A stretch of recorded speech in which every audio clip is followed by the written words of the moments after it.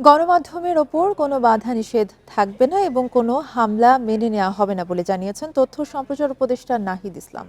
দুপুরে সচিবালয়ে ডিআরইউর নেতাদের সাথে সৌজন্য সাক্ষাৎ শেষে এ কথা বলেন তিনি। অভিযোগ করেন, ফেসিবাদের দোসররা বিভিন্ন মিডিয়ায় রয়ে গেছে, তাদের বিষয়ে সিদ্ধান্ত প্রতিষ্ঠানকেই নিতে হবে। প্রত্যাশা অনুযায়ী গণমাধ্যমের সহায়তা না পাওয়ার অভিযোগ করেন উপদেষ্টা।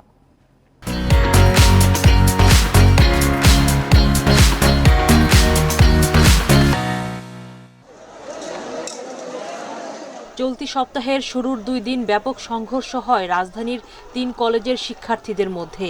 হতাহত হয় অনেকে, ভাঙচুরে কলেজ পরিণত হয় ধ্বংসস্তূপে। রিপোর্টার্স ইউনিটির নেতাদের সাথে সাক্ষাতে তথ্য ও সম্প্রচার উপদেষ্টা নাহিদ ইসলাম বলেন, গতকালকের মতো পরিস্থিতি বেশি দিন থাকবে না। দেশের আইন শৃঙ্খলা পরিস্থিতির পরিবর্তন হবে। পুলিশ ব্যবস্থাপনায় পরিবর্তন আনতে চায় সরকার, সে কারণেই সংস্কার কমিশন গঠন করা হয়েছে বলে জানান তিনি। ফরমাল সুপারিশ তারা করবেন, সেই অনুযায়ী পরিবর্তন হবে। এখন আমাদের সবাইকে বুঝতে হবে যে আমরা একটা বিপ্লব পরবর্তী একটা পরিস্থিতির মধ্যে আছি এবং বিপ্লবের মধ্য দিয়ে কিন্তু ল অ্যান্ড অর্ডারের ব্রেক হয়। ফলে নতুন করে আবার ল অ্যান্ড অর্ডারটা তৈরি হইতে কিছুটা সময় আসলে লাগে। এখনো অনেক গণমাধ্যমেই ফ্যাসিবাদের দোসররা রয়ে গেছে, তাদের বিষয়ে সিদ্ধান্ত প্রতিষ্ঠানকেই নিতে হবে। একই সাথে আগের ভূমিকার জন্য জনগণের কাছে ক্ষমা চাইতে আহ্বান জানান তথ্য উপদেষ্টা। শুনেছি অনেকেই কাজ করতেছেন।